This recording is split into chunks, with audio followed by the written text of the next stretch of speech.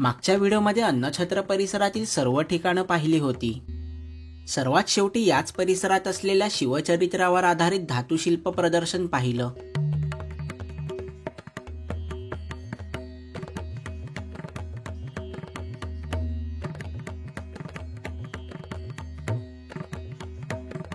प्रदर्शन हॉलच्या प्रवेशद्वारामधून आत प्रवेश केला। रिसेप्शनच्या सुरुवातीला छत्रपती शिवाजी महाराजांचा पुतळा आहे।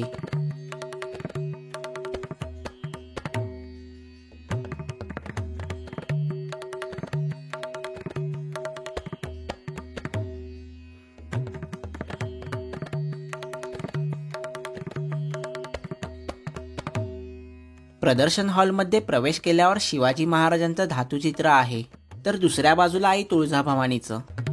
एकूण 4 हॉलमध्ये धातुशिल्प फ्रेम करून ठेवलेले आहेत। जिजाऊसाहेब शहाजीराजांच्या विवाहापासून ते शिवाजी महाराजांच्या मृत्यूपर्यंतची माहिती ताम्रचित्र स्वरूपात पाहायला मिळते।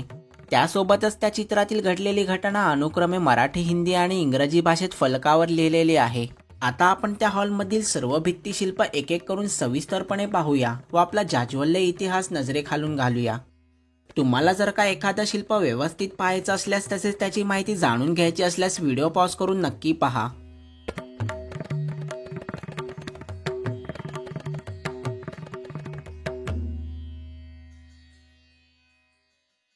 पहिल्या हॉलमधील शिल्प पाहून दुसऱ्या हॉलमध्ये आलो। अफझल खान वधाच्या आखणीपासून दुसऱ्या हॉलला सुरुवात झाली। आपल्या सर्वांसाठी गर्वाचा व अभिमानाचा क्षण आणि तो म्हणजे अफझल खान वध।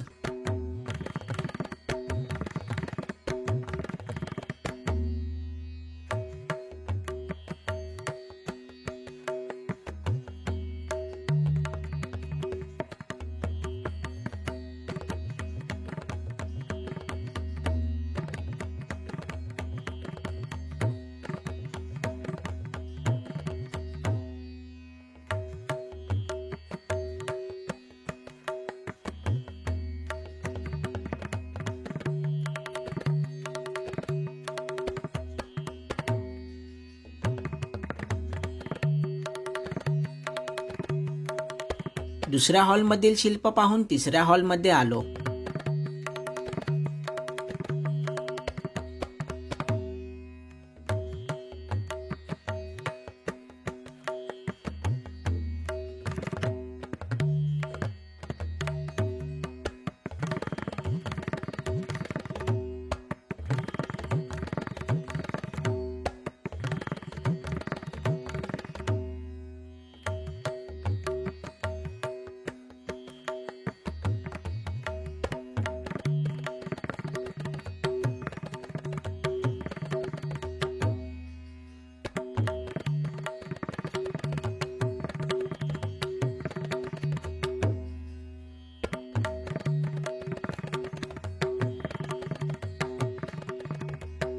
कोंढाण्याच्या युद्धातील शिल्पासोबतच तिसऱ्या हॉलमधील शिल्प संपली।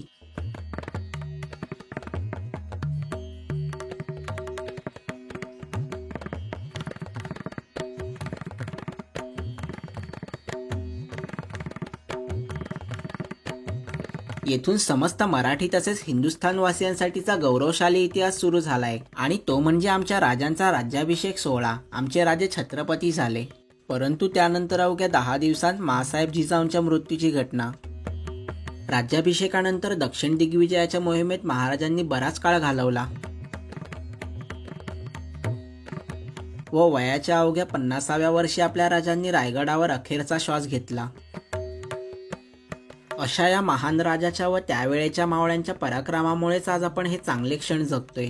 अक्कलकोट संस्थानाने हा उपक्रम हाती घेऊन खूपच चांगलं काम केलंय। त्याने आपल्यासोबतच येणाऱ्या पुढील सर्व पिढ्यांना आपल्या राजांचा हा गौरवशाली इतिहास जाणून घेता येईल, ज्याची आज समाजाला खरंच खूप गरज आहे।